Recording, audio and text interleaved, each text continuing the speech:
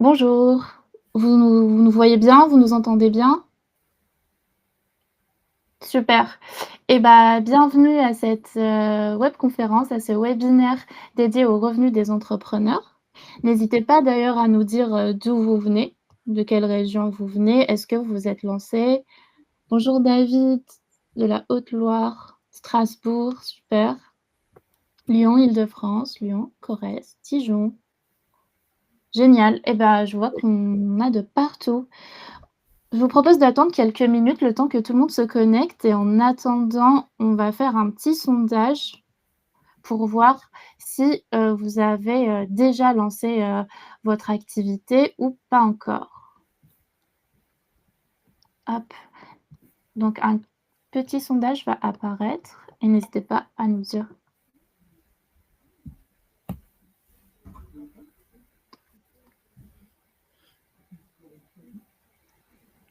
Là, on a le nom qui est majoritaire, donc vous êtes toujours au stade, d'idée, c'est bien ça?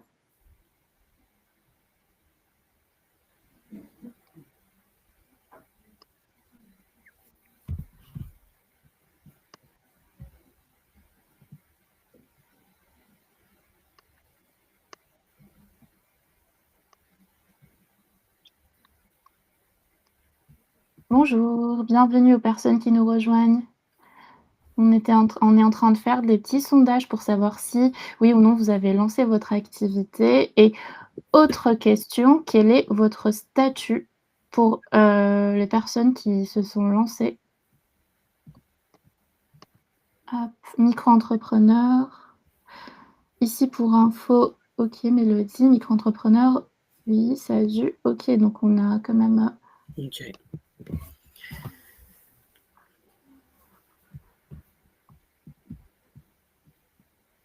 je peux pas faire un autre, il faut que j'arrête ce sondage Ouais, pour je comprends. lancer un autre.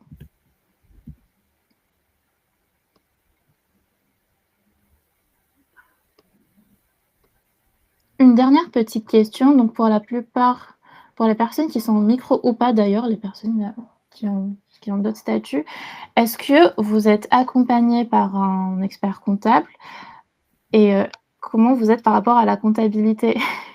N'hésitez pas à nous dire si c'est un côté obscur ou pas.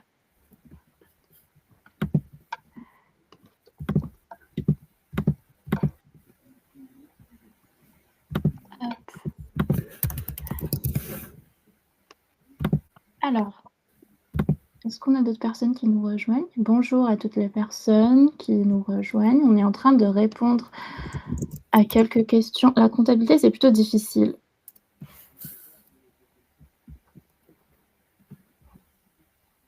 Registre recettes à renseigner, donc ça va. OK, super. Je débute, donc je découvre au fur et à mesure. Oui, ça peut être, un volet un peu obscur, la comptabilité, notamment, quand on débute et c'est pour ça justement qu'on est là aujourd'hui pour vous parler donc, des revenus des entrepreneurs avec notre partenaire Corentin de l'expertcomptable.com. Je vous Yes. propose de commencer, on est à 214 personnes. Avant de laisser, la parole à Corentin de l'expertcomptable.com, je vais me présenter, je vais présenter l'ADI pour les personnes qui connaissent pas l'ADI. Alors je suis Yasmine de l'association ADI, pardon. Donc l'ADI, c'est une association d'utilité publique qui existe depuis 35 ans et nous proposons un accompagnement gratuit et un financement à toutes les personnes qui veulent lancer ou développer leur entreprise et nous sommes présents dans toute la France. Et sans plus tarder, je laisse la parole à Corentin de l'expert comptable. Super, merci. Bonjour à tous. Donc voilà, au programme d'aujourd'hui, le but, c'est qu'on puisse du coup parler des revenus d'entrepreneurs. On va parler très simplement, déjà dans un premier temps, des échéances fiscales et sociales. Qu'est-ce qu'on doit déclarer? Qu'est-ce qu'on doit du coup suivre au fur et à mesure? Donc c'est pour ça on vous a demandé dans le sondage, si vous êtes déjà lancé, sous quel statut? On va parler de la micro-entreprise, on va parler du statut de société aussi. Donc le but, c'est qu'on puisse répondre vraiment au max de questions. Que vous allez avoir. Et ensuite, on parlera des frais déductibles. Qu'est-ce qu'on peut déduire ou non? Alors, ça va être plus pour la partie société et entreprise. Il faut savoir que même en micro-entreprise, vous les avez tout de même, ces dépenses-là, indirectement, mais qui ne viendront pas en déduction de votre chiffre d'affaires. Donc, le but, c'est que vous puissiez quand même, du coup, avoir toutes les notions et toutes les infos pour voir si, bah, effectivement, la micro-entreprise reste un statut adapté pour vous ou si effectivement un autre statut serait pas le mieux. Donc le but, c'est que vraiment on éclaircit vraiment tout ça, et que ce soit vraiment le plus simple pour vous. Alors, très simplement, avant de rentrer dans le détail, hop, ça marche, yes. Pour vous présenter le cabinet, vous présenter. Alors, je viens de voir Dina, du coup, Camille, on va encore parler des statuts? Pas du tout, on va pas parler des statuts, on va vraiment rentrer dans le détail, frais déductibles, échéances fiscales sociales. On va pas parler des purs statuts juridiques, quel statut serait adapté ou non. Là, on va vraiment parler d'un autre sujet. Donc, expertcomptable.com, on a un cabinet du coup qui est 100% digital. On est spécialisé du coup dans la création d'entreprises et dans le suivi comptable. Donc, on propose également du coup les créations de sociétés. Vous avez un conseiller dédié, une personne dédiée à la comptabilité, une personne que vous pouvez avoir du coup par téléphone, par mail, par visio, comme ça vous arrange. Le but, c'est d'avoir des réponses le plus rapidement possible, très simplement. On est sur des offres qui sont sans engagement et on met à disposition du coup des outils ultra intuitifs. Vous avez 2 apps mobiles avec une version web qui regroupe du coup toutes vos fonctionnalités. C'est notre partenaire qui s'appelle Time, peut-être que vous connaissez. Très simple d'utilisation. Vous avez une petite facturation, vos devis, vos factures totalement personnalisables et gérer vos dépenses, vos notes de frais en prenant photo avec le téléphone, en envoyant par mail. Donc vraiment le plus simple possible. Pour les offres, restez jusqu'à la fin du webinaire justement, on en parlait tout à l'heure. On a une offre en partenariat, je vais vous expliquer, vous allez voir, donc je vous en parler juste après du coup notre échange. Alors, donc échéance du coup, fiscale et sociale dans un premier temps. Le but, c'est vrai qu'on n'en a pas parlé juste avant, on va tout simplement, du coup, échanger ensemble au fur et à mesure. Je m'arrêterai à chaque étape, comme ça, si vous avez des questions ou autres, on prendra le temps d'y répondre. Le but, c'est qu'on anime, du coup, quand même ce webinaire et que vous puissiez comme ça, au fur et à mesure, bah, poser vos questions et qu'on n'attende pas la fin et que ce soit, du coup, uniquement moi, qui vais, du coup, parler tout le long. Donc, au niveau des échéances, très simplement, bon pour la micro-entreprise, avant de parler des échéances, la micro-entreprise, c'est le statut qui avait été créé en France très rapide. Je vais juste une très rapide du coup, intro sur la micro. C'est le statut qui avait été créé en France par l'État pour favoriser l'entrepreneuriat. C'est gratuit pour ouvrir, gratuit pour fermer. Donc, pour les personnes qui souhaitent se lancer, c'est aussi important de le savoir. Il n'y a pas de frais du coup pour créer une micro-entreprise. Il y a certains organismes qui vous demandent de payer, en général, c'est à peu près une cinquantaine d'euros, on voit sur Internet. De base, quand vous faites vous-même, c'est gratuit directement sur le site de l'INPI. Donc voilà, gratuit pour ouvrir, gratuit pour fermer. Au niveau de vos déclarations, c'est simple. Au démarrage, vous avez ce qu'on appelle le régime de TVA franchise en base. Ça veut dire qu'on ne déclare pas la TVA jusqu'à un certain seuil de chiffre d'affaires qu'on réalise. Alors ça va dépendre du coup de ce que vous allez avoir comme activité. Si on est dans la prestation de service, c'est 37 500 € de chiffre d'affaires. Si on est dans la partie du coup commerce, e-commerce, achat-vente de marchandises, on est à 88 000 € de chiffre d'affaires. C'est ce seuil-là. Donc entre 0 et votre seuil, on ne déclare pas de TVA sur votre chiffre d'affaires. Vous ne mettez pas du coup de taux à la TVA.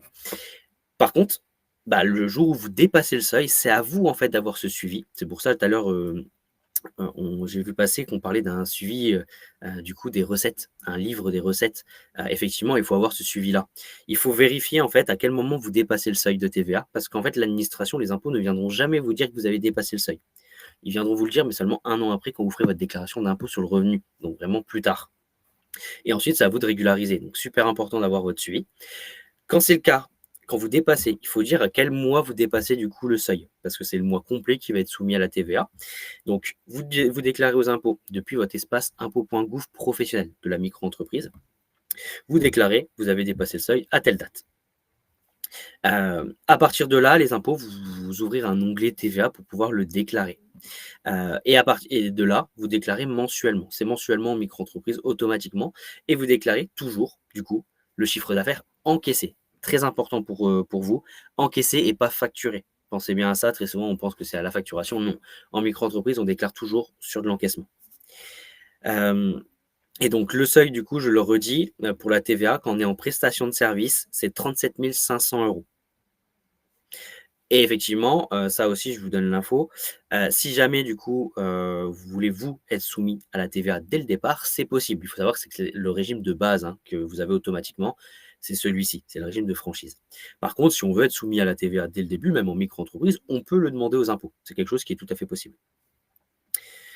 Et la différence entre encaissé et facturé, c'est simple, hein, encaisser, c'est ce qui tombe sur le compte bancaire. C'est vraiment la date du coup de l'encaissement sur le compte bancaire. Facturer, c'est quand vous faites votre facturation à votre client. Des fois, même souvent maintenant, on a une facturation, vous facturez votre client, vous encaissez à 30-45 jours après la facturation. Il y a des délais du coup de paiement et donc on déclare uniquement ce qui tombe du coup, sur le compte bancaire à chaque fois. Donc ça, c'est le premier point. Du coup, en micro-entreprise, la TVA. Et donc effectivement, encaisser, pas facturer, c'est pour aussi la société, hein. Quand on parle de TVA, c'est toujours l'encaissement, même en société. Ensuite, on a l'URSSAF. L'URSSAF, donc du coup, donc c'est simple, il y a 2 choses possibles. Soit vous déclarez trimestriellement, donc c'est tous les 3 mois, vous déclarez du coup, votre chiffre d'affaires auprès de l'URSSAF, ça va vous permettre de payer les cotisations sociales. Ou alors vous avez la possibilité de mensualiser. Moi, c'est ce que je conseille du coup aux gens, du coup aux micro-entrepreneurs ou même en société, on conseille toujours de mensualiser pour avoir un meilleur suivi. Hem, Parce que tout simplement pourquoi? Vous déclarez la TVA tous les mois, donc autant déclarer aussi l'URSSAF tous les mois. Ça vous permettra d'avoir votre compte bancaire au plus proche du coup, de ce qui reste, aussi d'un point de vue comptable, et vous, comme ça, d'être à jour. Ça évite les gros montants à payer et les régularisations. Et ensuite, on a la CFE. La CFE, c'est la cotisation foncière des entreprises, c'est l'équivalent de la taxe foncière. Ce qu'il faut savoir, c'est que, la première année, vous êtes exonéré. Exonéré, simple, c'est que vous ne payez rien du coup sur l'année, c'est sur année civile. Pensez bien, si vous créez votre micro-entreprise en fin d'année, admettons, octobre, novembre par exemple, vous allez être exonéré de la CFE sur les derniers mois restants, sur 2-3 mois et ensuite on paye la CFE l'année suivante. Alors que quand on crée sur un début d'année, janvier, février, on va être du coup exonéré quand même sur l'année quasi complète. Donc ça, c'est important et ensuite la CFE, donc c'est les impôts qui calculent automatiquement, c'est pas vous, vous devez rien faire sur cet aspect-là. La CFE, du coup, vous permet, à les calculer en fonction du chiffre d'affaires, en fonction de la surface qu'on attribue à l'entreprise, le minimum c'est 9 mètres carrés, en fonction du nombre de sociétés aux alentours de chez vous, par exemple. Et donc ça, c'est les impôts qui calculent automatiquement la CFE. Elle est déposée sur votre espace impôts.gouv tous les ans, en général à partir de mi-novembre. Mi-novembre, vous l'avez et elle est à payer, du coup, grand maximum, mi-décembre. Et donc la CFE, c'est la cotisation foncière des entreprises. C'est l'équivalent de la taxe foncière à titre personnel, en fait. C'est obligatoire pour toute entreprise, que ce soit micro-entreprise ou société. Donc ça, vous allez voir, on va en parler après de côté société. Il faut savoir que la micro-entreprise, même si elle est à votre domicile, ou même la société, même si elle est à votre domicile, vous aurez une CFE à payer tout de même. C'est obligatoire, même si c'est chez vous et que vous soyez propriétaire ou locataire, dans tous les cas. Et si vous travaillez de chez vous, effectivement, la CFE, c'est vous décidez. En fait, vous pouvez du coup, choisir le nombre de mètres carrés que vous allez attribuer du coup à l'entreprise. En micro-entreprise, ça sert à rien de mettre plus parce que plus vous allez mettre de mètres carrés, plus vous allez payer du coup de CFE. En société, c'est différent parce qu'on peut du coup, hem, récupérer un loyer, des charges mixtes en fonction du nombre de mètres carrés, donc c'est un calcul à faire. Mais voilà, le minimum, c'est 9 mètres carrés à déclarer du coup au niveau des impôts. Même si vous mettez 1 mètre carré par exemple dans la déclaration, les impôts prendront toujours 9 à déclarer. Définition de CFE, du coup je l'ai dit juste avant, donc peut-être que j'ai répondu à la question. CFE, c'est cotisation foncière des entreprises. Donc c'est une cotisation foncière comme la taxe foncière que vous avez à titre personnel que la société doit payer et est redevable tous les ans. Et effectivement, j'avais vu une question passer sur cet aspect-là. Euh, il y a du coup des activités exonérées de CFE. Il y a des activités, il y a des zones exonérées de CFE, ce qu'on appelle les ZRR, ZFU par exemple, qui du coup peuvent permettre une exonération de CFE ou même d'autres taxes en fonction du coup de la région, en fonction du coup de l'adresse que vous allez choisir pour l'entreprise. Et là, pareil, quand on fait un chiffre d'affaires du coup qui est inférieur à 5 000 € de tête, la CFE est exonérée. On ne paye pas de CFE du coup sur l'année.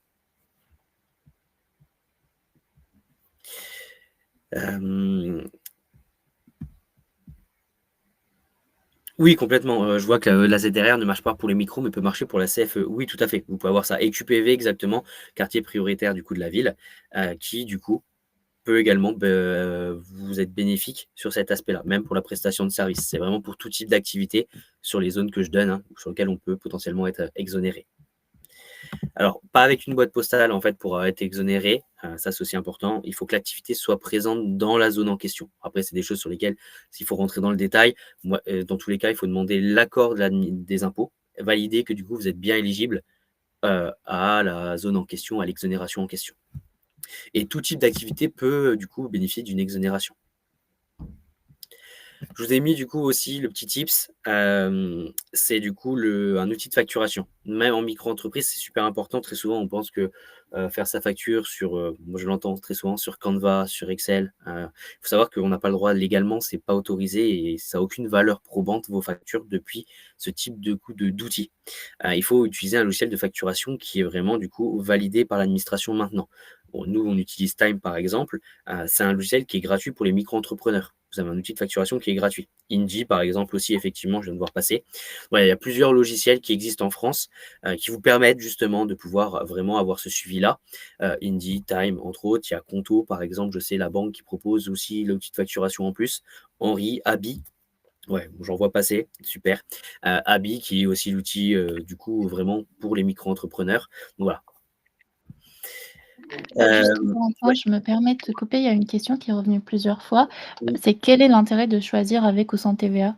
Ah oui, ouais, bah, c'est une très, très bonne question. C'est vrai que j'ai pas vu passer depuis.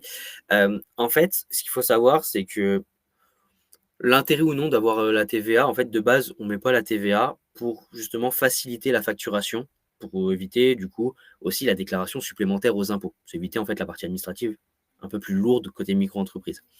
De mettre de la TVA si on travaille avec des professionnels. Si on travaille avec des particuliers, ne pas mettre la TVA, c'est plus intéressant parce que le particulier, la personne avec qui vous allez vendre le produit, ne récupère pas la TVA de son côté, comme nous quand on fait nos courses, en fait, concrètement, c'est la même chose. Par contre, quand on travaille avec des professionnels, on facture d'autres sociétés, bah, mettre de la TVA, c'est neutre, c'est même intéressant, parce que de l'autre côté, bah, vous, la TVA, vous la collectez, vous la prenez pour la redonner à l'État. En fait, votre société sert du coup d'entreprise collectrice. Donc c'est neutre, hein, ça ne vous impacte pas d'un point de vue trésorerie. Par contre, de l'autre côté, pour votre client, c'est intéressant. Si c'est une société, bah lui, la TVA, il la récupère. L'État lui redonne le montant de la TVA. Donc c'est que les sociétés préfèrent travailler avec des entreprises ou des micro-entreprises qui sont soumises à TVA. Donc c'est plus intéressant. Après, c'est aux besoins de chacun. Mais la majorité des cas, on reste quand même du coup non soumis à TVA pour éviter d'avoir la partie administrative en complément en plus à faire. Et du coup, ça rebondit sur une question qui vient de tomber, sur du coup, la TVA si on a des clients à l'étranger. Je vois clients en Pologne. Pas de TVA à mettre. Quand on facture à des clients qui sont dans l'Union européenne, il n'y a pas de TVA à mettre quand c'est des professionnels, quand c'est des sociétés. Je vois même avec des clients, des particuliers, nous pouvons récupérer la TVA de notre côté. Si on est assujetti dès le début, les prix pour nos clients ne changent pas. Non, je suis d'accord. Après, c'est juste que de votre côté, vous redonnez du coup la TVA aux impôts, mais de l'autre côté, le client, lui, ne la récupère pas. En fait, il va payer de la TVA comme les courses. Donc, c'est juste cet aspect-là où généralement, on se met sans TVA. Donc, ça dépend. Et une question qui est intéressante, que je rebondis dessus, et c'est d'actualité, la facturation électronique. Très, très bonne question. Quand est-ce qu'elle devient obligatoire? La facturation électronique sera obligatoire en septembre 2026. Donc pas tout de suite, il y a encore un an.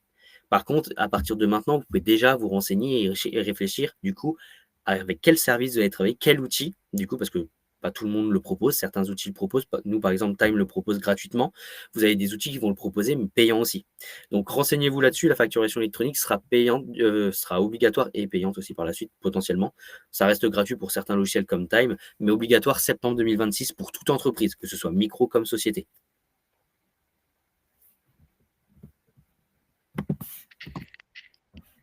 Pour les questions de TVA, pour rappel, cet après-midi, il y a une webconférence dédiée au régime de la micro-entreprise qui abordera le sujet en profondeur. N'hésitez pas à vous inscrire à cette webconférence. Top, ok. Du coup, je vous ai mis également les échéances fiscales, sociales en société. Vous allez voir, bon, en soi, ça regroupe quand même quasi les mêmes échéances hein, qu'on a à terme. Il y en a du coup juste un peu plus. TVA, donc toujours la même chose. Donc, en général, en société, on choisit du coup de déclarer la TVA dès le premier euro, dès le début, justement, pour pouvoir aussi la récupérer sur ses dépenses. En micro-entreprise, on ne récupère pas la TVA sur les dépenses si on n'est pas soumis à TVA non plus. Là, le but, c'est de pouvoir récupérer la TVA sur les dépenses qu'on engage avec sa société. On a le choix, soit on déclare annuellement, soit mensuellement, soit trimestriel. Nous, c'est toujours pareil, on conseille d'être mensuel pour vous permettre d'avoir une meilleure visibilité, encore plus en société, pour avoir quasi votre résultat comptable en fonction de votre trésorerie. Ça vous donne vraiment de la visibilité sur ce qui reste à la fin et ce qu'on peut encore jouer en termes d'optimisation. Et ça évite du coup les grosses régularisations. Au niveau de l'URSSAF, c'est 2 choses différentes. Il y a 2 statuts qui existent, du coup, plutôt 4, mais 2 gros statuts. Le URL, la SARL. URL, c'est quand on est seul. SARL, lorsqu'on est plusieurs associés, minimum 2. SASU, SAS, pareil. SASU, lorsqu'on est seul. SAS, minimum 2. En URL, SARL, c'est le régime des indépendants. C'est comme, du coup, pour la micro-entreprise, c'est le même régime, hein, c'est le régime indépendant, ce qu'on appelle nous TNS, travailleurs non salariés. Pas de déclaration à faire. Contrairement à la micro-entreprise, vous ne déclarez pas. Il n'y a pas de déclaration. L'URSSAF, en fait, vous appelle sur un montant de rémunération, de salaire, que vous estimez. L'URSSAF estime au démarrage. Ensuite, vous, une fois que l'URSSAF a créé votre espace, vous pouvez estimer votre salaire sur l'année pour que, du coup, il vous appelle sur des cotisations, provisionne des cotisations. De base, c'est trimestriel. On demande aussi à mensualiser. Pareil. Donc là-dessus, on peut faire même plusieurs fois dans l'année. On peut réestimer son salaire. Si on augmente ou on baisse, on peut réestimer pour que l'URSSAF remette à jour, du coup, facilement les choses. En SASU, en SAS, c'est plus cadré, on va dire. En EURL, SARL, il n'y a pas de fiche de paye. En fait, c'est totalement variable d'un mois à l'autre. On peut même le prendre plusieurs fois. En SASU, en SAS, c'est cadré. C'est fiche de paye obligatoire tous les mois. Par contre, c'est variable d'un mois à l'autre. On peut aussi choisir son salaire. Déclaration sociale nominative, c'est ce qu'on appelle, c'est les DSN, ce que vous voyez à l'écran. Donc la déclaration là, elle est à faire tous les mois. En fait, on déclare le salaire que vous prenez directement du coup à l'URSSAF et auprès des organismes sociaux. Et donc ça, il faut le faire le mois suivant. Il faut qu'on paye les charges sociales le 15 du mois suivant. C'est la date limite pour payer. Et donc du coup, la DSN, elle est à réaliser. Donc pour ça, moi je vous conseille, c'est d'être accompagné sur ce sujet-là. Donc beaucoup plus cadré. Et on déclare vraiment d'un mois à l'autre. Donc en fait, on déclare vraiment le salaire qui est pris automatiquement. Et si on ne prend pas de salaire, ça c'est une très bonne question que je vois passer aussi. Si on ne prend pas de salaire sous le statut de la SASU de la SAS, on n'a pas de déclaration à faire à l'URSSAF, il n'y a rien à payer à l'URSSAF. Contrairement au statut de l'EURL, SARL, où même si on ne prend rien du tout, vous allez du coup payer un minimum de charges sociales auprès de l'URSSAF qui est de 3 000 € par an à peu près. Les DSN, c'est ce qu'on appelle les déclarations sociales nominatives. C'est les déclarations qu'on fait auprès des organismes sociaux, dont l'URSSAF, pour payer vos charges. On paye les charges sociales, on peut cotiser aux caisses de retraite, par exemple, entre autres. Donc ça passe du coup dans cette déclaration-là, qui englobe du coup tous les montants à payer en lien avec la partie sociale et en lien avec votre salaire sous ce statut. La SAFE, donc ça reste la même chose que pour la micro-entreprise. Rien la première année sur année civile, ensuite les années suivantes. Et donc, j'ai vu passer tout à l'heure, est-ce que la CFE est calculée par rapport à un pourcentage de chiffre d'affaires ou autre? En fait, c'est les impôts qui calculent cette CFE-là. On n'a même pas le mode de calcul. C'est vraiment eux qui le réalisent de leur côté. En général, en moyenne, alors je vous donne un peu une moyenne, la CFE la moins chère, elle est sur Paris. Elle est sur Paris parce qu'il y a le plus de sociétés aux alentours du coup des adresses. Elle se paye du coup pour rebondir sur la question d'Amel, elle se paye du coup en décembre, tout le temps en décembre. La déclaration, vous l'avez à partir de mi-novembre, elle est à payer max mi-décembre.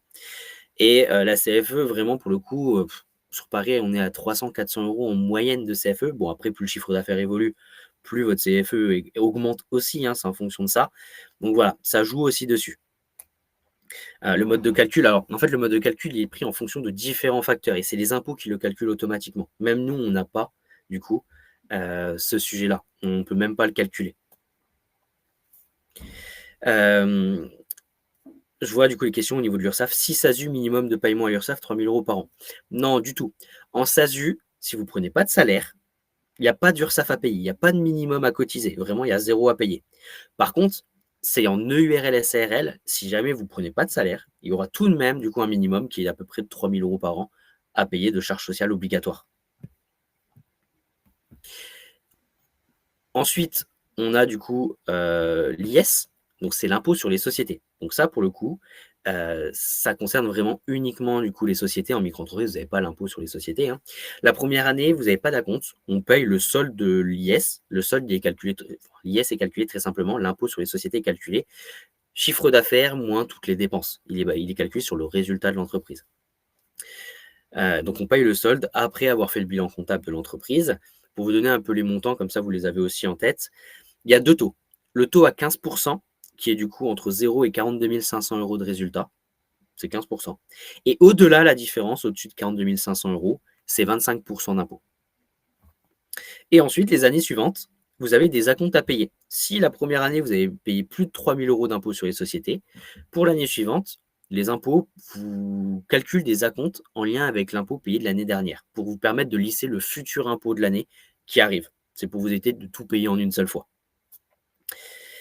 Et ensuite, vous avez du coup la TVS. Ça, c'est le petit plus que je mets. C'est la taxe sur les véhicules de société. Si jamais, du coup, vous avez un véhicule au nom de la société et pas votre nom propre, parce que j'ai vu qu'on parlait de ça justement. J'ai vu passer tout à l'heure justement des frais kilométriques. Est-ce qu'on allait en parler ou non? Frais kilométriques, ça concerne le véhicule personnel. Si un véhicule est au nom de la société, vous aurez du coup une taxe à payer obligatoire, qui est à payer tous les ans en janvier, qui récapitule l'année précédente, tout le temps. Donc c'est une taxe qui est calculée aussi. Alors, je ne peux pas vous donner le montant exact sur la taxe sur les véhicules de société parce que c'est en fonction du véhicule en question. C'est en fonction du nombre de grammes de CO2 que le véhicule rejette, par exemple. Donc voilà, ça peut du coup varier par rapport du coup à tout ça.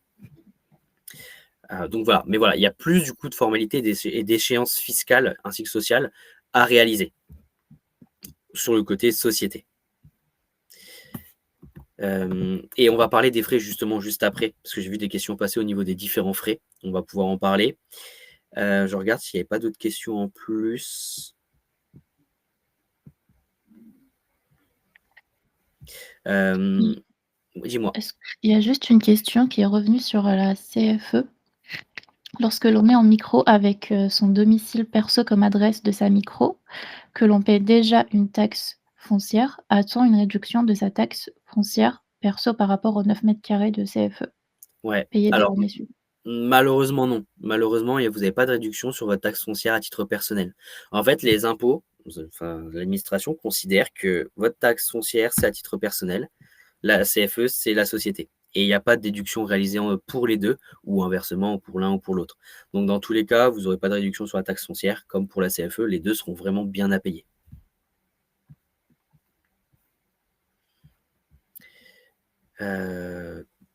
Est-ce qu'il y avait d'autres? Je n'ai pas compris. L'IS, c'est une taxe qui se calcule comment quand on démarre, c'est combien environ? Alors, l'IS, l'impôt sur les sociétés, il est calculé seulement en fin d'année quand vous faites le bilan comptable. Vous n'avez rien à payer tant que le bilan n'est pas fait. Et ça se calcule vraiment sur le résultat. Donc, c'est vraiment votre chiffre d'affaires moins les dépenses d'activité. Si vous prenez du salaire aussi, par exemple, l'URSSAF, tout ça rentre en jeu. Et c'est calculé vraiment à la fin. Donc, en fait, vous ne payez rien la première année tant que le bilan n'est pas fait. Et parce que quand on fait le bilan, on a le résultat final. Et l'IS est calculé sur le résultat final du coût de l'entreprise. Et c'est là qu'ensuite, on calcule avec les différentes tranches. 15% jusqu'à 42 500 € de résultat. Donc, chiffre d'affaires moins les charges. Et ensuite, 25% la différence si jamais on dépasse ce seuil-là de 42 500 €. Et en entreprise individuelle, pas d'IS, on a seulement l'impôt sur le revenu. Ça va dépendre, parce qu'en entreprise individuelle, vous avez également la possibilité d'opter pour l'option impôt sur les sociétés. C'est récent, hein, ça date du coup de l'année dernière, enfin un peu plus de l'année dernière, mais c'est possible. On peut du coup avoir l'option IS, avoir une notion de salaire en entreprise individuelle. Mais si on n'a pas pris cette option, effectivement, uniquement impôt sur le revenu à la fin à payer. C'est ça.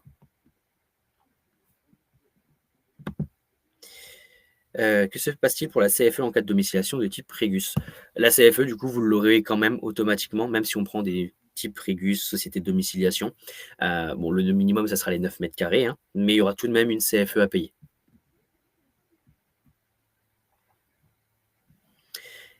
Est-ce que c'est bon niveau question? Ça a l'air, je regarde. Et en SaaS, on peut opter pour l'IR. Oui, complètement, Elodie, effectivement. On parle beaucoup de l'IS parce que c'est le régime de base, hein, fiscal. On choisit l'IS de base, mais on peut opter pour l'IR, effectivement, valable 5 ans maximum. Tout à fait.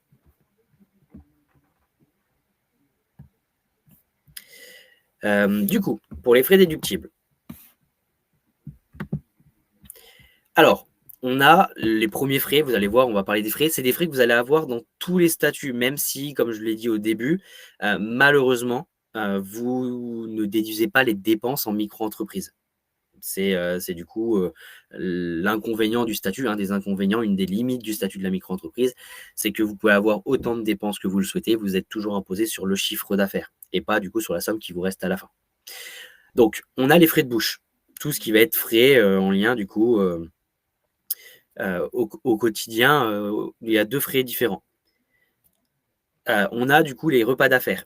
Repas d'affaires, c'est du coup si vous invitez du coup des clients, des partenaires, ou même des potentiels clients, des prospects, on a le droit, il y a pas de limite de montant. Ce qu'il faut savoir, bon, tout de même rester raisonnable, c'est aussi du coup une des raisons, hein, c'est que ça soit proportionnel tout de même à votre chiffre d'affaires, à la trésorerie que vous avez. Ne pas vous mettre dans le rouge en allant au restaurant, heu, plus qu'il ne faut ou plus payer qu'il ne faut. Donc soyez raisonnable sur cet aspect-là, mais vous pouvez effectivement, manger avec des partenaires ou autres, remercier des partenaires, les inviter à manger. C'est tout à fait possible. Et ensuite, on a les repas du dirigeant. Ça, c'est vos repas propres à vous. En plus des repas d'affaires, pardon, vous avez les repas du dirigeant, qui sont possibles. C'est le repas du coup par jour. Vous avez le droit à un repas par jour sur l'entreprise ou même la micro-entreprise, c'est possible, hein. Mais du coup, vous avez le droit. La théorie, c'est 15 € par jour. Dans la théorie, on a le droit de déduire 15 € par jour sur la société par rapport à son repas.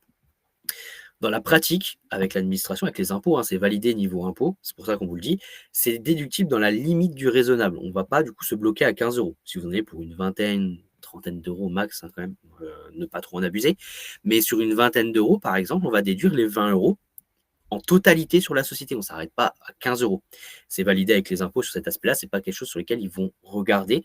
Pour eux, c'est un montant qui n'est pas significatif, qui n'est pas, on va dire entre guillemets, important en cas de contrôle de leur part.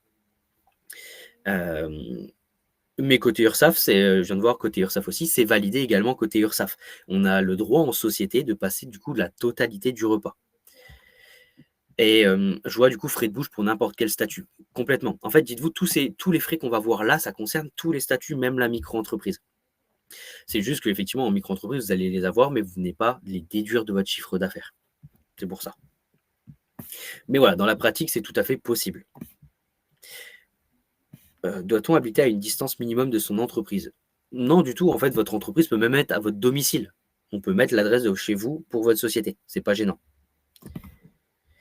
Frais de bouche, même si on est restaurateur pour aller ailleurs.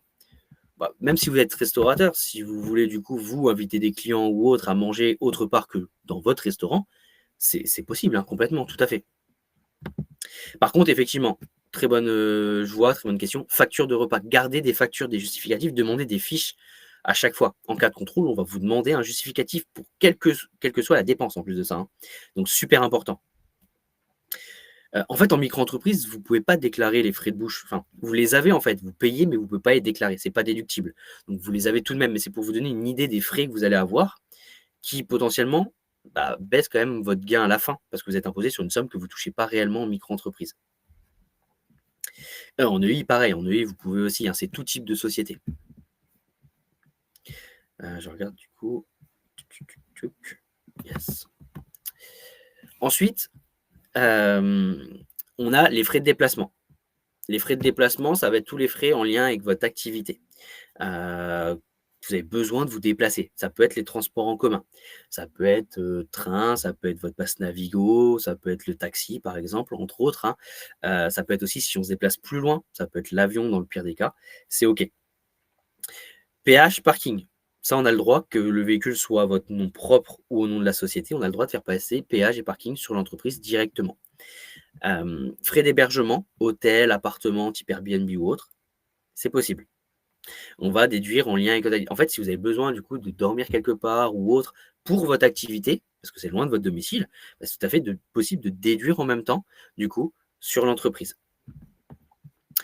Ensuite, on a les véhicules. Et je vois qu'il y a des questions justement, frais kilométriques ou autres. Je vois les questions passer, je vais y répondre, hein. Je finis juste sur ça. Focus véhicule, il y a plusieurs cas. Si le véhicule est à votre nom propre, donc ça veut dire le véhicule perso, on va faire des indemnités kilométriques. C'est un barème de l'État, hein, qui est calculé en fonction, pareil, du coup, de la puissance fiscale du véhicule. C'est une somme qu'on récupère à titre personnel et qui n'est pas imposée. Ça répond à la question que j'ai vue là juste avant. Si on doit le mettre sur les impôts, sur la déclaration d'impôt en tant qu'entrepreneur. Non, du tout. Les frais kilométriques, c'est du coup du remboursement de frais, donc qui n'est pas déclarable auprès de l'administration. Vous n'êtes pas imposé dessus. Ensuite, vous avez l'achat et la location du véhicule. Et donc, je vais parler de ça, du coup, sur l'achat et la location, et après, je vais revenir sur les questions, il n'y a pas de problème. L'achat du véhicule, vous allez voir, c'est simple, c'est que quand vous achetez un véhicule sur une entreprise, en général, c'est un véhicule de tourisme. C'est du coup le véhicule qu'on a nous, au quotidien, hein. C'est 5 portes avec le coffre, la banquette arrière. Donc c'est qu'on ne va pas déduire la TVA. On ne pourra pas déduire la TVA. La TVA sera déductible sur un véhicule uniquement si c'est utilitaire. Les portes avant, banquette arrière du coup qui n'est pas là, donc ça c'est possible. Et le véhicule, c'est quelque chose qu'on va du coup, déduire et qu'on va lisser sur 5 ans. En fait, quand vous achetez un véhicule, on ne va pas déduire du coup la totalité du véhicule parce que c'est calculé en fonction du taux d'émission de CO2 du véhicule. Plus votre véhicule dégage du CO2, moins pardon, on va pouvoir déduire. Et donc c'est sur 5 ans.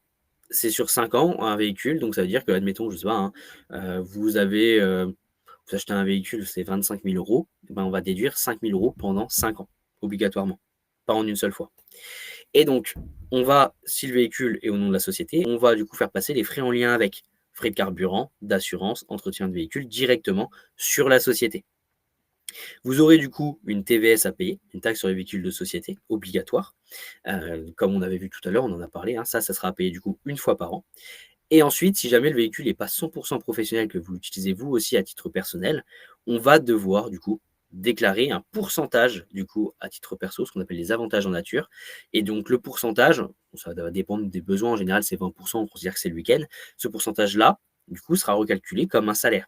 Tout ce qui va être en lien, comme le montant du véhicule, les carburants, l'entretien, on prendra 20% des sommes en question. Ça sera calculé comme du salaire. Vous allez payer de l'impôt sur le revenu et des charges sociales dessus. Donc ça, c'est quand même important de le savoir. Et ensuite, on a la location. La location du véhicule. Donc, si on loue un véhicule ponctuellement, c'est-à-dire de temps en temps, eh ben, on va déduire la totalité de la location directement sur l'entreprise. Faites attention que si la location dure plus de 29 jours consécutifs, vous aurez une taxe sur les véhicules à payer tout de même. Bon, proratisée par rapport au nombre de jours sur lesquels vous avez gardé le véhicule, mais il y aura une taxe supplémentaire à payer. Donc faites attention, pensez bien arrêter à 28 jours et reprenez un autre véhicule si jamais vous devez reprendre pour éviter de payer la taxe en plus. Et ensuite, si jamais vous faites du leasing, de la location longue durée, c'est pareil que pour l'achat de véhicule. En fait, on va calculer la limite de déductibilité, donc la limite du loyer qui va passer, en fonction du coup de la puissance fiscale du véhicule, du nombre de grammes de CO2 qu'elle va dégager. Donc voilà. Et pareil, donc carburant, assurance, entretien, ça passe uniquement si le véhicule est au nom de la société. Si vous avez un véhicule à titre perso, vous faites des indemnités kilométriques, tout ce qui est lien, tout ce qui est carburant, assurance, entretien, c'est à titre perso que vous devez payer.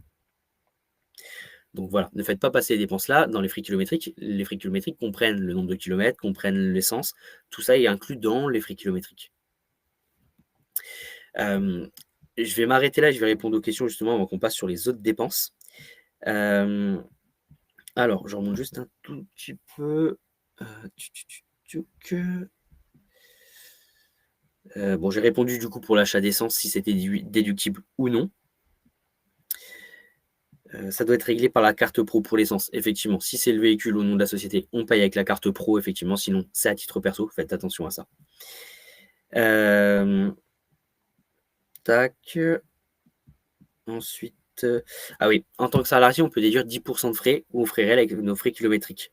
Si on est en micro avec un véhicule perso, j'ai compris qu'on ne peut pas déduire les kilomètres en frais de société, mais on peut les déduire sur notre déclaration d'impôt. Oui, tout à fait. Effectivement, Maud. En fait, là, on parle en micro, effectivement. En micro, les frais kilométriques, on ne peut pas les déduire. Pourquoi? Parce que vous êtes imposé sur le chiffre d'affaires. On ne déduit pas les dépenses. Donc, effectivement, on peut du coup les déduire sur la déclaration d'impôt personnel. Par contre, en société, comme les frais kilométriques rentrent dans les dépenses de la société, vous les récupérez à titre personnel. C'est du remboursement de frais sur lesquels vous n'êtes pas imposé, justement. Et la société vient baisser son résultat avec les frais kilométriques. Donc, vraiment, c'est deux choses différentes. En micro, vous pouvez le faire du coup à titre perso sur votre déclaration d'impôt. En société, ce n'est pas à déclarer à titre personnel. Si je prends un taxi pour rendre chez mes clients, je peux le déduire ou je dois le facturer à mes clients dans les frais de déplacement. Les deux sont possibles. Si vous prenez un taxi pour aller chez un client, soit vous le payez, vous le déduisez du coup de votre entreprise, vous ne le refacturez pas à votre client si ce n'est pas convenu avec le client. Si jamais le client vous dit que c'est OK, vous refacturez des frais de déplacement, vous pouvez refacturer du coup le prix du taxi à votre client et lui vous rembourse. Ça, c'est possible aussi.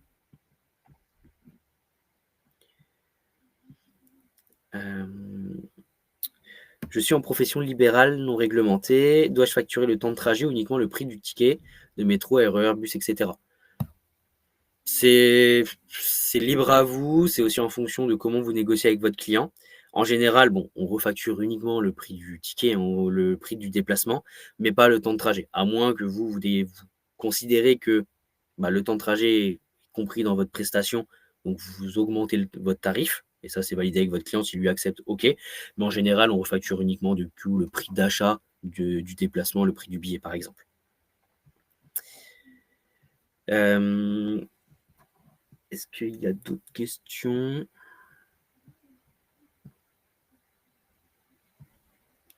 Est-il possible de faire une partie location ponctuelle et frais kilométriques avec véhicule perso? Oui, complètement, tout à fait, Nathalie.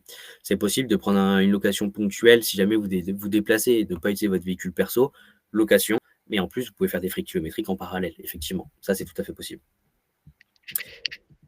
On a une question, je ne sais pas si tu as pu la voir, Oui. c'est pour une boutique ambulante qui est tirée par un véhicule perso. Non, je ne l'avais pas vu. OK. Donc la question, c'est même pour une boutique ambulante tirée par notre véhicule personnel en micro-entreprise. Mais j'imagine que c'est lié aux frais kilométriques. Bah, logiquement, je pense que c'est ça, je pense et logiquement, oui, du coup, comme c'est le véhicule perso, ouais, bah, OK, oui, merci. Je pense que oui, effectivement, comme c'est le véhicule personnel, on peut effectivement, déduire cela.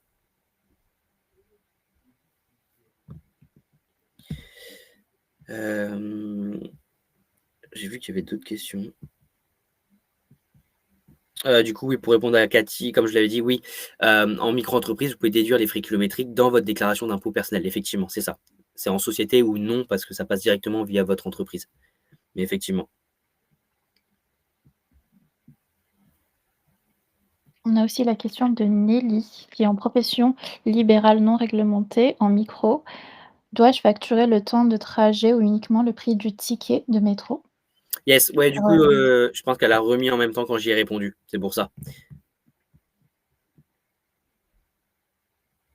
Tac.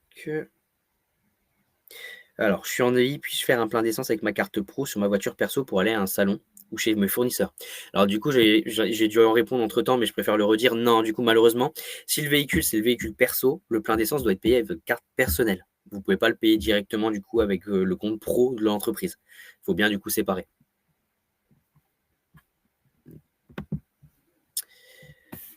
Top. Hem, je crois que j'avais répondu, du coup, aux différentes questions. Si jamais il y a d'autres questions, n'hésitez pas à me dire, hein.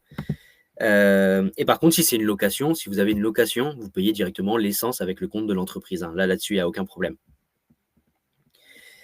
Hem, tac, et si le véhicule est assuré pro et perso? Si le véhicule est assuré pro et perso, bah, si c'est votre véhicule perso, si vraiment le véhicule au nom de à votre nom personnel et pas au nom de l'entreprise, il peut avoir vous pouvez assurer quand même pour une partie pro. Malheureusement, on ne déduira pas parce que le véhicule n'est pas au nom de la société. Donc l'assurance, du coup, restera vraiment 100 du coup personnel. Je suis mandataire immobilier, je me déplace avec mon véhicule perso, est-ce que je peux déduire mes frais kilométriques? Complètement, ouais, tout à fait. Il y a un intérêt pour vous en plus de ça, hein. C'est du coup effectivement le but, c'est, surtout en plus dans votre domaine quand on est mandataire, on bouge quand même pas mal. Le but, c'est de pouvoir faire passer vos kilomètres effectivement, directement. Tac, qu'est-ce qu'on voit d'autres choses? Tac, tac, tac. Alors, ouais, bon ça du coup j'avais répondu, j'ai vu. En auto-entreprise, alors après comme ça on pourra aller, hem, assujetti à la TVA, on peut récupérer la TVA de l'essence même en payant avec la carte CB perso. Alors non, en fait de base, alors oui, on peut récupérer de la TVA du coup sur de l'essence, pas sur le gasoil, il faut savoir que c'est différent. Hem, après c'est avec votre carte perso donc c'est pas possible. Il faut payer, bah, après, alors en micro-entreprise, j'espère pour vous, en plus assujetti à la TVA, vous séparez bien du compte perso et un compte à part pour la micro, mais voilà, moi je vous conseille c'est de tout payer directement. Et en EI, qu'est-ce qui est le mieux, avoir une voiture au nom de l'EI ou au nom personnel? Pour le coup, Christian, ça c'est une question sur laquelle il faut faire des simulations, ça dépend les besoins de chacun. J'ai des clients qui, d'un point de vue perso, l'ont sur l'EI, d'autres l'ont à titre personnel. Ça dépend vraiment les besoins de chacun, l'optimisation derrière à faire. Donc pour le coup, il faut faire des simulations et voir qu'est-ce qui est le plus intéressant. Ouais, après il y a les frais liés aux locaux. J'en ai déjà parlé un petit peu avec le domicile, si la société est à votre domicile ou autre. Il y a l'espace de coworking. Ça, c'est super intéressant. Moi, je le conseille, même si on n'y va pas souvent, ça peut être quelques fois, 1 à 2 fois dans le mois, par exemple, ou autre. Bah, rien ne vous empêche aussi même de louer des salles, des espaces pour rencontrer des clients, des partenaires dans l'espace de coworking. Donc ça peut être intéressant. Ça permet aussi de réseauter, ça permet aussi de pouvoir booster, parce que j'ai vu passer plusieurs fois comment booster mes revenus. L'espace de coworking, par exemple, ça permet aussi de booster vos revenus, ça permet de réseauter avec d'autres entrepreneurs, ça permet de vous créer un réseau, ça permet d'avoir des retours d'expérience. Ça permet aussi de pouvoir échanger avec les gens. Parce que quand on est entrepreneur, très souvent, oui, on est seul et on va dire le réflexe qu'on a ou l'inconvénient qu'on va avoir en étant entrepreneur, c'est aussi de se renfermer un peu sur soi-même en voulant travailler aussi, mais pas assez du coup échanger avec d'autres entrepreneurs. Donc ça peut vous permettre du coup effectivement d'avoir des retours d'expérience, de prendre aussi, vous échanger sur votre expérience à vous et avoir des retours des personnes qui se sont peut-être déjà lancées avant et qui ont connu la même situation. Donc voilà, l'espace de coworking, moi c'est génial pour le coup, je sais que moi j'y vais aussi dans des espaces. Moi mes clients, j'en ai beaucoup qui y vont aussi. Moi j'ai des clients qui ont trouvé des missions dans des espaces de coworking par exemple. Donc voilà, donc c'est des choses qui peuvent vous aider au fur et à mesure à vraiment bosser dessus. Et je vois que ça parle à certaines personnes justement d'avoir du coup des retours d'expérience ou autres. Il y a également des assos, et effectivement, je vois la question de Nelly, est-ce qu'il y a des assos d'entrepreneurs pour réseauter? Et c'est super bien d'en parler. Il y a des assos, il y a des communautés, il y a des groupes du coup d'entrepreneurs d'auto-entrepreneurs, d'entrepreneurs, qui vous permettent du coup d'échanger. Nous, typiquement, je sais qu'au sein de notre cabinet, on a créé une communauté pour que nos clients échangent ensemble, qu'ils puissent travailler entre eux, trouver des missions, des partenaires. Voilà, on a créé des choses comme ça. Il y a BGE, effectivement, SL, je vois ça passe, j'allais en parler. Femmes des territoires, Femmes Challenge, il y a des réseaux comme le Club Adi, parfait, j'allais en parler, donc top. Le Club Adi, vous avez Linkel, par exemple, qui est assez connu. Vous avez il y a Bouge ta boîte aussi, par exemple. Enfin bref, il y en a plein. Il y a beaucoup de réseaux qui vous permettent comme ça d'y aller.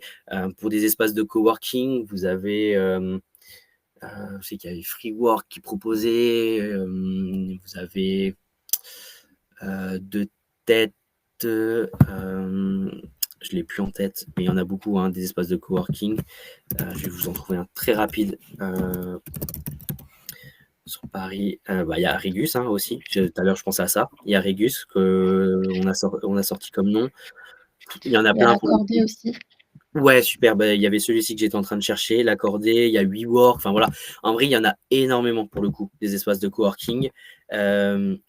Super. Estelle en donnait en plus vers Dijon. Super. Wojo. Super. C'était celui-ci que je cherchais, Katia. Wojo, qui est pas mal en termes de coworking. Enfin voilà. Il y en a énormément pour le coup. C'est top, hein. En vrai, ça vous permet, moi, je vous conseille de le faire. Vraiment, pour le coup, je vous conseille de le faire, c'est super important. Même si vous y allez une fois par mois, moi j'ai des clients qui vont une fois par mois ou même tous les 2 mois, par exemple, mais ça permet comme ça de sortir aussi de sa bulle et d'échanger avec d'autres gens. Et après, les communautés. Faites des communautés, c'est super important, d'être dans des communautés, de pouvoir parler vraiment avec tout le monde et d'échanger là-dessus. Et je vois, il y a une question du coup de Tiffen, j'y réponds comme ça et ça parlera et ça va en plus avec du coup si on est hébergé gratuitement par exemple. Effectivement, je crois que j'avais répondu, mais je le redonne. Même si vous êtes hébergé gratuitement, la CFE est obligatoire quand même en société. Enfin, vous l'avez tout de même, la CFE sera obligatoire même si vous êtes hébergé gratuitement, c'est votre société qui sera redevable. Donc bien penser à ça.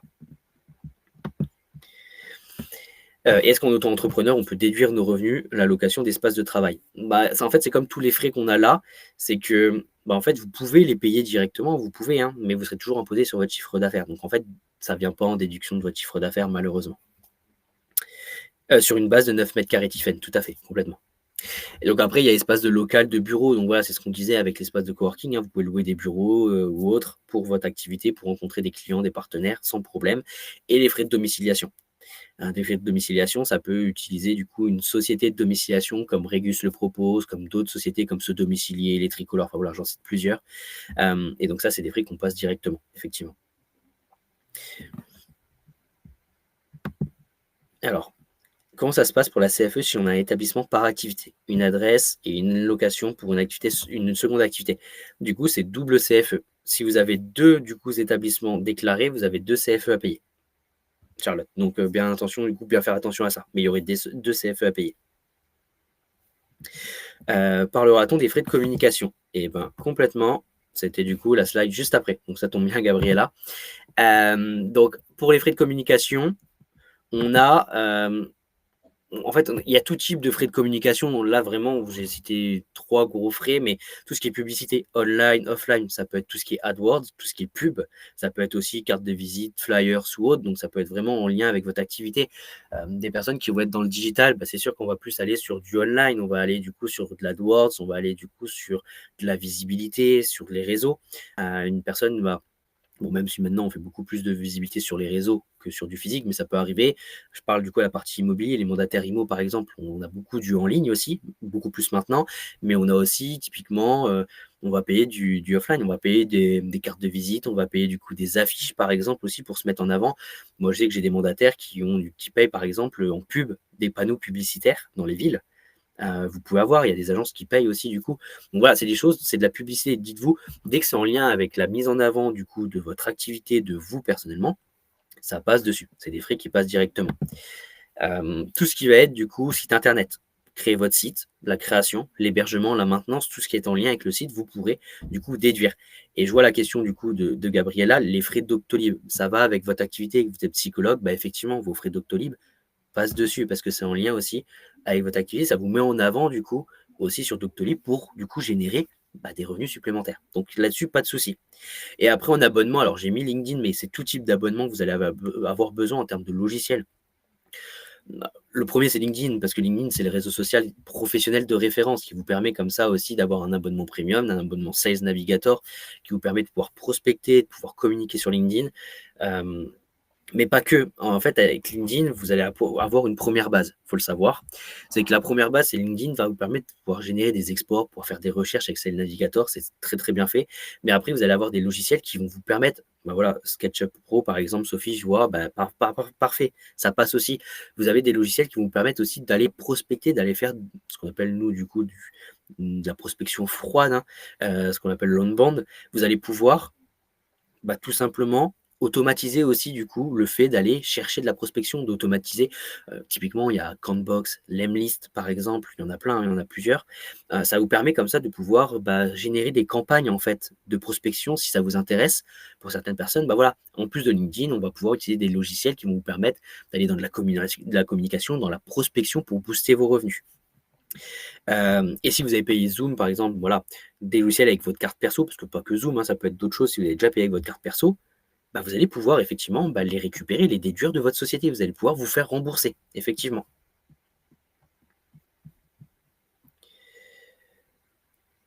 Alors, effectivement, je vois Pauline, du coup, la question, et c'est important de leur parler, d'en reparler. On parle des frais, mais ce n'est pas déductible des micro-entreprises. Effectivement, en fait, vous êtes imposé toujours sur le CA, sur le chiffre d'affaires encaissé. Ça concerne que les sociétés d'un point de vue déductibilité. Par contre, en micro-entreprise, ces dépenses-là, vous les avez tout de même indirectement. Vous payez quand même pour aller chercher des nouveaux clients.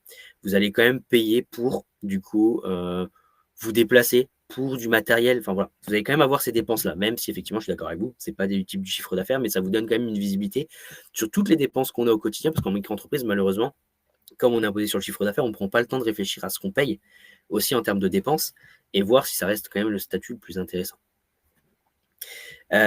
Pouvez-vous écrire le nom des logiciels concurrents de LinkedIn? Alors, ce n'est pas des logiciels concurrents, je vais y répondre. C'est des logiciels qui vont être compatibles avec LinkedIn justement pour prospecter, par exemple. Je vous les mets, il y en a plusieurs, hein, mais je vous mets du coup les deux que moi j'ai utilisés et qu'on travaille avec. Countbox, Lemlist, c'est des logiciels qui vont vous permettre de pouvoir continuer à faire des exports depuis du coup LinkedIn pour aller faire de la prospection, pour aller communiquer. Par exemple, comme justement, on parle de booster les revenus parce que je vois que c'est revenu encore pour tout à l'heure. Booster les revenus, ok, comment booster les revenus? Avec de la communication, avec de la prospection. En fait, c'est dans le but de pouvoir en fait automatiser le logiciel aussi en plus.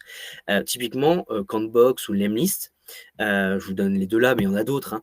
Mais ça vous permet de justement, en plus de faire de la prospection, mais aussi de vous, en visibilité, booster la visibilité et potentiellement vos revenus. Avec Countbox ou avec Lemlist, on peut tout simplement automatiser l'ajout de personnes via LinkedIn. On peut dire, OK, j'ai une cible de telle personne, je travaille avec telle personne dans tel secteur, j'ai ma liste, et voilà, tel jour, j'ajoute tant de personnes. Je fais un petit message pour les ajouter aussi, on peut tout automatiser. Ça vous permet comme ça de pouvoir vraiment, vous aussi, gagner en temps derrière, parce que si on le fait à la mano, c'est quand même assez long, mais ça vous permet comme ça de pouvoir booster vos revenus aussi. Est-ce qu'il y avait d'autres questions en parallèle? Je regarde. Ah ouais, c'est une très bonne question. Est-il possible de passer aux frais réels en tant que micro-entreprise? Non, malheureusement, en micro-entreprise, on passe pas aux frais réels. Si vous souhaitez passer aux frais réels, on passe en entre alors ça, c'est important, avant de répondre à ça. Une micro-entreprise, c'est une entreprise individuelle à la base, c'est une EI au régime micro. En plus, vous avez l'EI au régime réel et en fait, si jamais vous voulez passer du coup aux frais réels, c'est une demande à faire aux impôts, hein, et vous passez du coup en EI au régime réel. En fait, vous gardez le même numéro SIET, rien qui change, sauf que vous passez aux frais réels et là, on déduit les dépenses et vous êtes imposé sur ce qui reste à la fin. Tac. Ah bah super, j'ai vu que tu avais répondu entre-temps à d'autres questions. Toc. Oui, effectivement, Pauline, il vaut mieux être en société lorsqu'on a beaucoup de frais car ils sont déductibles, c'est ça. Effectivement, alors il n'y a pas que les frais, il y a le chiffre d'affaires qui joue. En fait, il y a 3 alertings, comme ça je peux vous les donner aussi pour vous donner un peu plus de visibilité. Il y a le chiffre d'affaires. Le chiffre d'affaires va aussi jouer du coup sur le besoin de changer de statut ou non. Hem, En général, alors ça dépend le secteur d'activité. En général, dans les prestataires de services, la prestation de service, à partir de 40 000 € de chiffre d'affaires, 45 000, on se pose la question de changer de statut déjà et de ne pas rester en micro-entreprise. Parce que ça va dépendre du gain d'argent à la fin. Donc après, c'est des simulations à faire, mais c'est un premier alerting. Ensuite, on a les dépenses. Les dépenses, on considère maintenant entre 8 à 10 de dépenses par rapport à son chiffre d'affaires, où là, il y a peut-être un intérêt de changer de statut. Si vous êtes à peu près dans ces zones-là, il faut se poser la question de changer. Effectivement, en général, on est quand même au moins à du 10 maintenant, hein. Mais voilà, dites-vous, c'est l'alerting, 8 à 10 de dépenses, là, on se pose la question. Et le troisième alerting, c'est le salaire. C'est la rémunération. Combien on souhaite avoir tous les mois en termes de rémunération si on a besoin de prendre un salaire? Et après, c'est des simulations à faire. Est-ce qu'avec tant de salaire, est-ce qu'en société, ça passerait encore? Parce que le montant de cotisation n'est pas le même. Donc voilà, c'est 3 alertings qui peuvent du coup vous poser la question et vous dire: «OK, peut-être qu'il faut que je change de statut et peut-être que c'est plus intéressant». Et donc le changement de statut, est-ce qu'il est payant? Je vois la question qui passe de Muriel. Si vous passez de micro à EI, donc aux frais réels, c'est gratuit, vous payez rien. Par contre, quand vous fermez une micro-entreprise, vous passez sur un statut de société. Alors, nous, vous verrez, nous, on offre la création d'entreprise, mais il y a des frais à payer, des frais légaux. En général, il faut compter entre 200 et 250 euros. Je vois, il y a des questions internet, téléphone, vous allez voir, on va en parler juste après, justement. Combien coûte un abonnement premium sur LinkedIn? Je vous avoue que je l'ai de tête, je l'ai plus en tête, l'abonnement LinkedIn. Je crois que j'aurais bien dit, c'est à peu près 80 euros de tête, à peu près, à revoir. Sinon, on a un mois gratuit, il me semble, ou 2 mois. 30 euros. OK, ouais, ça dépend du coup après avec, si on prend des options en plus, mais le premium, il est à 30. OK. Merci Olivier, je l'avais plus en tête, hein. 80, alors ça dépend justement si on paye avant c'était 80 euros si on payait enfin pour plusieurs mois, je crois, on pouvait faire ça avant. Mais maintenant, effectivement, je vois Olivier qui met 30 euros, c'est 30 euros par mois. Et en EI, il faut un comptable, effectivement. Oui, pour le coup, Isabelle, je rebondis, en EI, quand on est aux frais réels, il y a un bilan comptable à faire, il y a une tenue comptable obligatoire où là, c'est conseillé d'avoir du coup un comptable à vos côtés.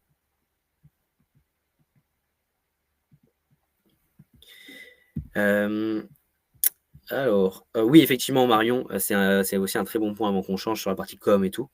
Ça fonctionne pas pour trouver des clients particuliers, si, pour LinkedIn. Alors, pas forcément, c'est avec LinkedIn, c'est voué à être du professionnel. Alors après, il y a quand même pas mal de personnes qui sont tout de même, du coup, particuliers, qui sont quand même sur LinkedIn, sur lesquels on peut quand même assez cibler. Mais effectivement, c'est beaucoup plus adapté pour, effectivement, contacter des entreprises, des CE, dans le cadre, du coup, effectivement, de QVT, du coup, dans votre situation. C'est plus sur la partie pro, effectivement. Mais du coup, Nathalie, effectivement, les frais de comptable sont déductibles quand vous êtes en EI. Du coup, oui.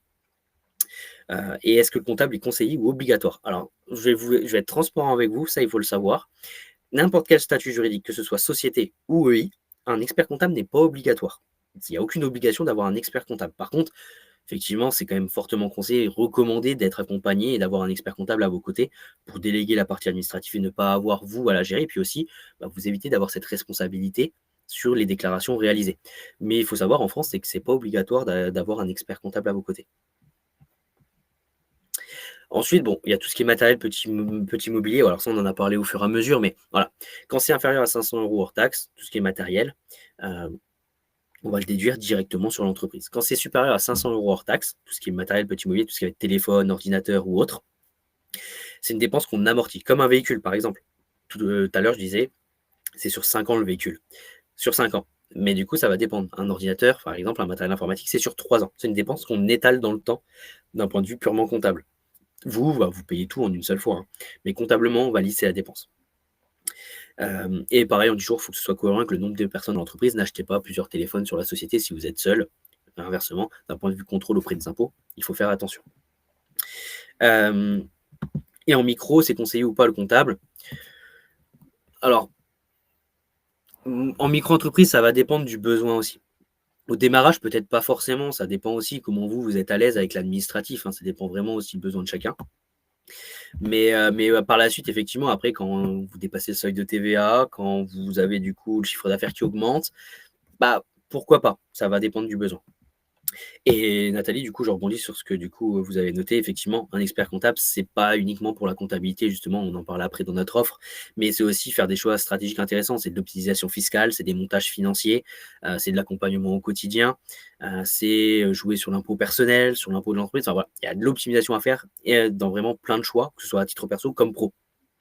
Donc c'est pas uniquement faire les déclarations. Et ensuite, on a les cadeaux clients. Donc ça, les cadeaux clients, effectivement, c'est les cadeaux qui sont autorisés dans l'intérêt de l'entreprise. Il faut savoir qu'on a le droit de remercier des clients. En fait, c'est comme pour les repas d'affaires. C'est tout ce qui est partenaire, client, prospect ou autre. On peut remercier, alors prospect très peu, mais c'est là-dessus. Toujours, n'en abusez pas. Pourquoi? C'est un des postes qui est le plus regardé de la part de l'administration, de la part des impôts. Donc, faire attention à ça. Et effectivement, ça peut être une prestation gratuite d'essai. On peut offrir du coup une prestation, il y a aucun problème. Les cadeaux clients, là, je parle plus, alors, mais ça peut être un cadeau, hein, Nathalie, il y a aucun problème sur ça. C'est plus dans l'achat de quelque chose, l'achat de matériel, de produits ou autre que vous allez offrir à votre client. Ça, il faut bien garder le justificatif et mettre le nom du coup de la personne à qui vous l'offrez. Je rebascule juste du coup sur, hop, voilà. Je rebascule juste sur la slide là parce que j'ai vu qu'on avait, c'était une demande du coup de la part de Loïc, l'ancienne diapo. Donc je vous la remets juste et comme ça je peux répondre aussi aux différentes questions. Est-ce que c'est une prestation? Ça c'est OK. Micro-entreprise, doit-on rajouter la mention EI? Effectivement, Roselyne, c'est alors ça depuis l'année dernière et effectivement en micro-entreprise, on doit mettre entreprise individuelle tout de même obligatoirement sur vos factures. Bien penser à ça. Tac, info LinkedIn 32 € par mois, c'est surtout pour explorer les profils. Si vous avez besoin de contacter les gens un par un, il faut les cibler et pouvoir filtrer. C'est 90 € par mois, c'est le navigateur. Ouais, OK. Bon, c'est bien ce qui me semblait, du coup, c'est du coup ce que j'ai de mon côté et qui permet comme ça de pouvoir faire des exports, de pouvoir filtrer, de pouvoir vraiment aller dans le détail sur votre cible client et ce que vous souhaitez vous de votre côté.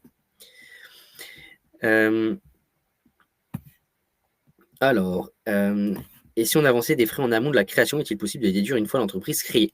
Complètement, Katia. On peut récupérer jusqu'à 6 mois avant la création de l'entreprise les dépenses qu'on pourrait avoir avant. Et on peut du coup après les récupérer et se les rembourser. On peut récupérer l'argent. Donc ça, c'est intéressant. Tac. Tac, tac, tac. Parfait. Donc j'ai mis les frais de formation. Après, je vois quelques questions. Je vais également y revenir, hein. Effectivement, Hélène, on peut également faire des cadeaux à des prospects. Bon, plus souvent, on le fait à des partenaires, à des clients, mais on peut aussi le faire à des prospects potentiellement. Tout à fait. Frais de formation, alors ça, franchement, c'est important aussi. Comment booster ses revenus? En se mettant en avant, en aussi se spécialisant dans certains domaines, en se démarquant aussi des autres indépendants. Ça aussi, c'est pour booster ses revenus. Se former au quotidien. Formez-vous au fur et à mesure, c'est super important. On ne se rend pas compte comme ça. Bon, après, ça évolue très vite, hein, on voit, hein, que ce soit dans n'importe quel domaine, avec l'IA, avec le digital, tout évolue assez vite. On est obligé de se former, on est obligé du coup de se mettre en avant et de continuer à proposer du coup des services cohérents avec les besoins de ce qu'on a actuellement. Donc ça, on est obligé. Donc formez-vous, continuez à vous former, c'est super important. Très très important pour vous et n'hésitez pas du coup à payer les formations directement en plus. Il n'y a pas de plafond max en termes du coup de formation. Je vois, est-ce qu'il y a des plafonds max pour déduire le prix? Non, du tout.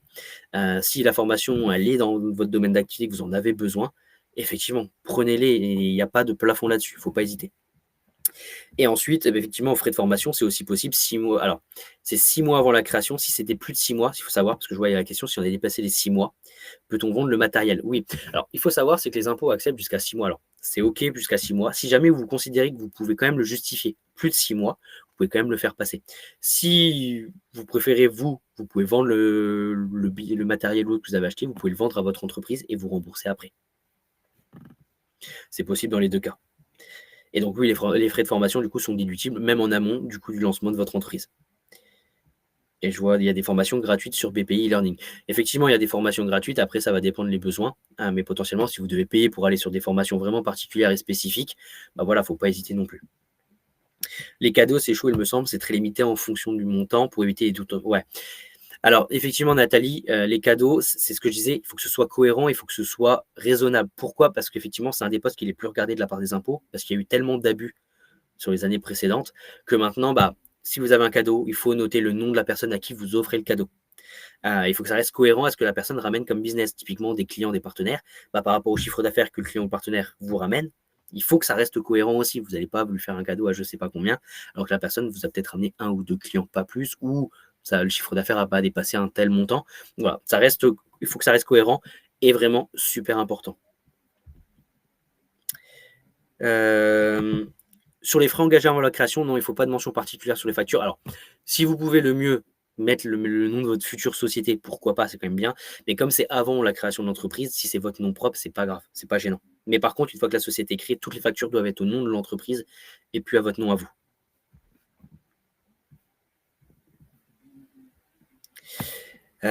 Top. Je vous mets les CESU préfinancés également. Je vois que ça, les questions également continuent, comme ça on pourra voir. Les CESU préfinancés, c'est les chèques emploi-service universel. Peut-être que certains connaissent parce que c'est aussi possible à titre personnel. C'est du coup pour financer les emplois à domicile, service à la personne. C'est super intéressant. Pourquoi? C'est que du coup, la société, votre société va payer 2 540 € par an, du coup, par bénéficiaire. Donc, c'est par associé. Donc, si vous êtes seul, c'est 2 540 € par an. Donc, ça passe dans les dépenses de l'entreprise. La société va récupérer 25% de la somme en crédit d'impôt. Donc, l'État lui redonne 25%. Et vous, à titre perso, vous les utilisez. C'est pour vous à titre personnel et vous n'êtes pas taxé dessus. Donc, c'est quand même assez intéressant. Il n'y a pas d'impôt sur le revenu, pas de charge sociale, du coup, sur la somme en question.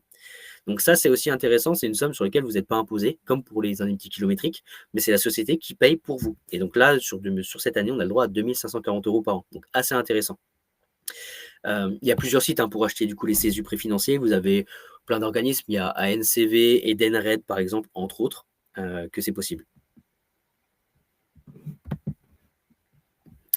Et je confirme, effectivement, votre nom n'a pas à apparaître sur les factures en faveur de votre société. Effectivement, si vous achetez des choses pour votre entreprise, votre nom perso n'apparaît pas dessus. C'est le nom de l'entreprise qui doit être dessus.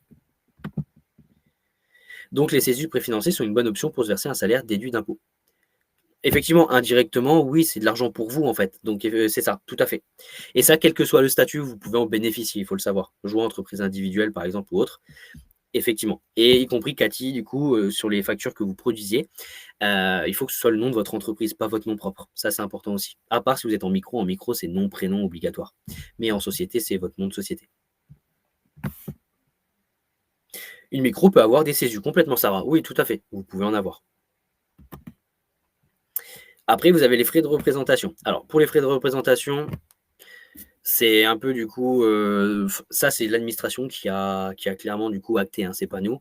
Ils considèrent que les tenues, donc ça va être tenues comme coiffeur, manucure ou autre, entre autres, tout ce qui va être en lien avec la vie pro comme perso, on ne peut pas les déduire de l'entreprise.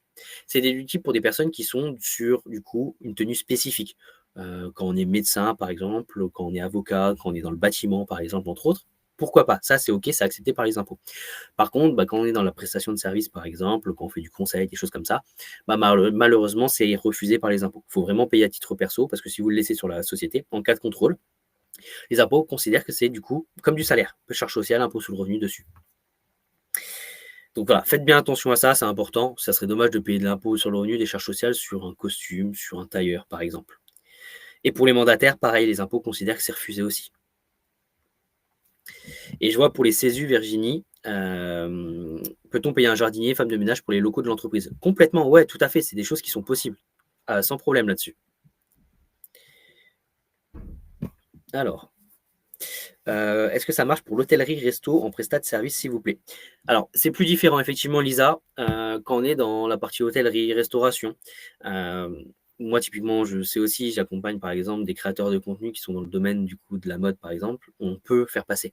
Typiquement, l'hôtellerie, la restauration, oui, parce qu'en fait, c'est votre quotidien. Sur la partie restauration, On est obligé du coup aussi. L'hôtellerie, pareil, il y a des codes en fait vestimentaires qui sont obligatoires.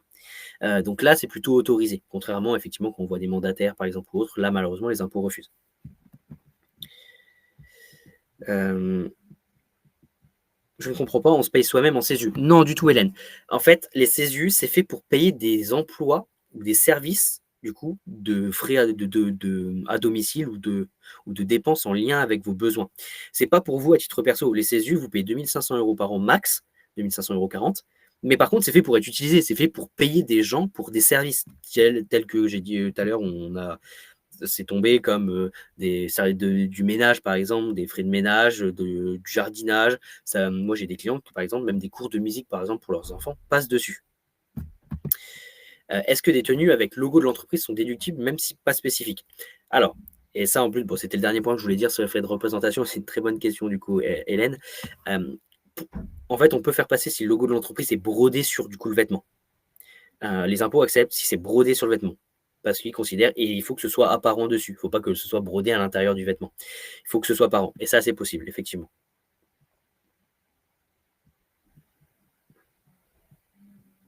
Oui, effectivement, ouais, je vois ce qui est en train de passer. Garde d'enfants, nounou, par exemple, effectivement, avec les CESU, c'est possible.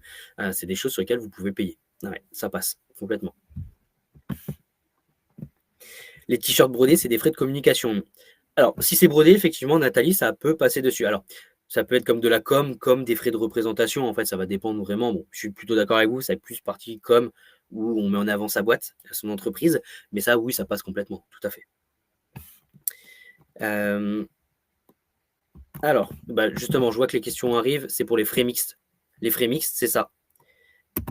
Et ben, c'est les frais là. Donc, je vois, il y a frais kilométriques si l'adresse est à son domicile, par exemple. Donc, vous allez voir, c'est les frais là. Donc, comme on disait, véhicule personnel, on fait des indemnités kilométriques sur lesquels vous vous remboursez, vous, de votre côté. Et j'ai vu qu'il y a la question qui passait. On parlait de déduire des frais kilométriques sur ses impôts en perso. C'est possible, même si on est en prélèvement libératoire à 2,2%. Oui, complètement, c'est possible. Pourquoi? C'est parce qu'en fait, le prélèvement libératoire vous permet par rapport aux revenus que vous avez sur les années précédentes. Mais les frais kilométriques sont possibles. Ça passe du coup également dessus. Donc, vous avez bien fait de remettre la question, Morgane, je ne l'avais pas vue, donc pardon. Après, je vois également, il y avait une question sur mon bureau et chez moi, est-ce que je fais quelques aménagements? Cela est de la facturer à la société. Alors, ça dépend les aménagements, Margot. Si effectivement c'est à son domicile, on peut faire de l'aménagement. On peut acheter un bureau, chaise de bureau, on peut acheter un peu d'aménagement. Par contre, si vous refaites les murs, si vous peignez les murs, si vous augmentez la valeur de votre bien, de chez vous par exemple, des gros travaux entre guillemets, c'est refusé par les impôts. Par contre, oui, d'aménager du coup la pièce dans laquelle vous allez travailler, ça vous pouvez. Et donc, si vous avez, Hélène, du coup, effectivement, vous avez bien compris, la société paye les CESU et c'est le dirigeant à titre personnel qui les utilise. Tout à fait. Et donc, si votre société est chez vous, si votre entreprise est chez vous, bah, vous avez la possibilité du coup de faire passer un loyer ainsi que des charges locatives, que vous soyez propriétaire ou locataire. Effectivement, pas déductible à 100%, Catherine, c'est une très bonne remarque, j'allais y venir. En fait, on peut faire passer un loyer et des charges locatives, mais on va faire un prorata. Le loyer, les charges locatives, c'est max 30% de la surface totale de chez vous. Ça revient avec la CFE hein, que vous allez décider. Hein. C'est max 30%. On ne peut pas aller de plus de 30% de votre surface totale de chez vous en termes de déduction. Tout ce qui va être électricité, eau, gaz, par exemple, pareil, ça va avec. Ça va du coup sur les 30%. Internet, téléphone, on va déduire un peu plus. On considère que c'est 5 septièmes, c'est 80% de vos factures. On passe 80% de vos factures dessus. Et donc, Virginie, effectivement, les frais d'électricité en micro, pas possible de les déduire. Non, je suis d'accord avec vous. Malheureusement, vous êtes imposé sur votre chiffre d'affaires. Donc voilà, donc ça des choses qui sont possibles, faites juste attention. Alors tout ce qui est eau, électricité, charges locatives, on ne déduit pas à titre perso. Par contre, le loyer, on doit le déclarer à titre personnel au niveau de l'impôt. On paye de l'impôt sur le revenu dessus. Faut quand même en avoir conscience. Mais c'est des choses qui sont possibles. Frais de copropriété, effectivement, Hélène, ça va avec vos charges locatives. Ça rentre dedans, tout à fait. On fait un prorata des frais de copropriété.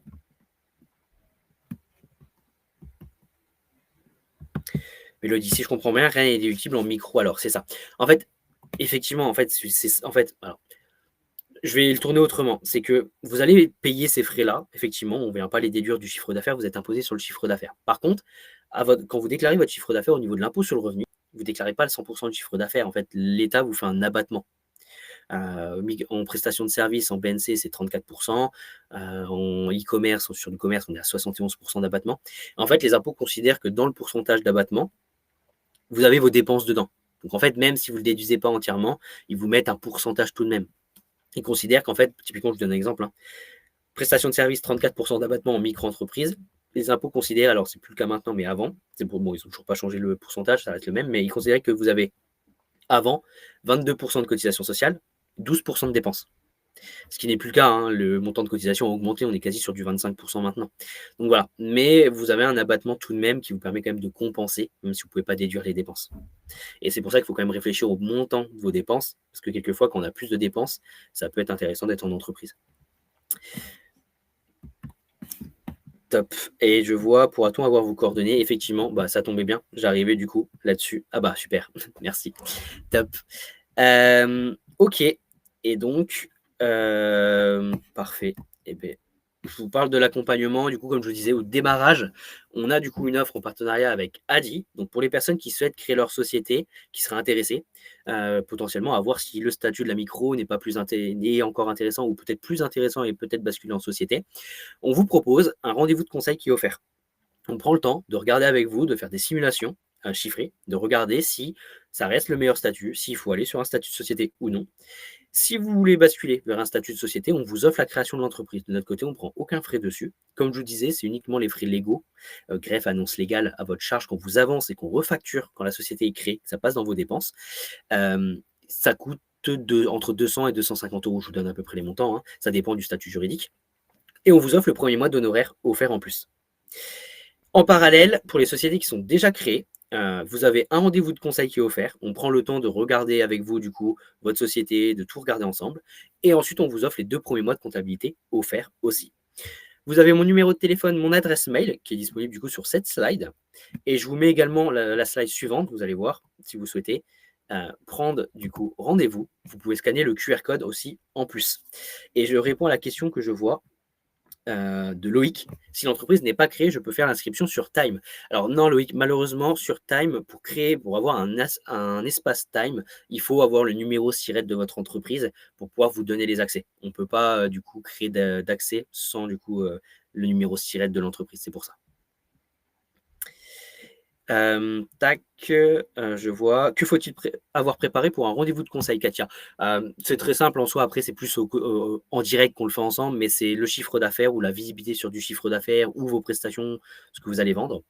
Les dépenses, si vous arrivez à chiffrer vos dépenses.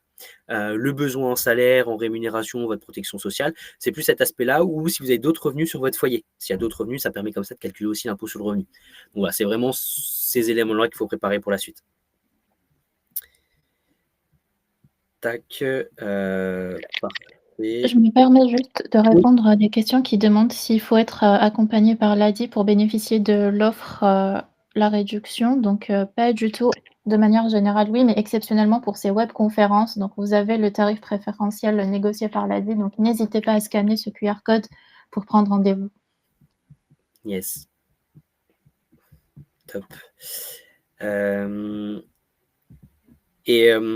Alors au niveau de nos tarifs, bon, je vous donne le tarif. Après, ça va dépendre du besoin, enfin du besoin. Ça va dépendre si vous êtes plusieurs associés, seul associé, ça dépend de l'activité.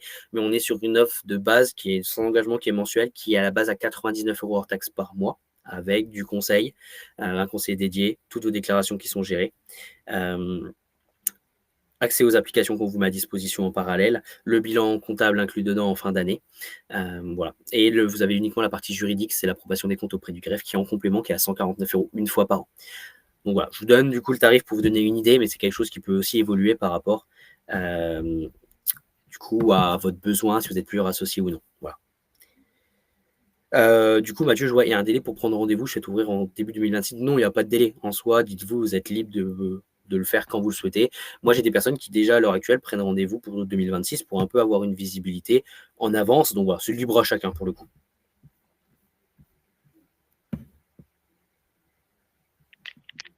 Top. Merci beaucoup Quentin pour, cette présentation et Merci à pour toi. toutes ces informations. Merci à vous d'avoir participé à ce webinaire. Et si plus de questions, je vous dis, à bientôt. Bon appétit. Merci, à bientôt. Au revoir. Au revoir.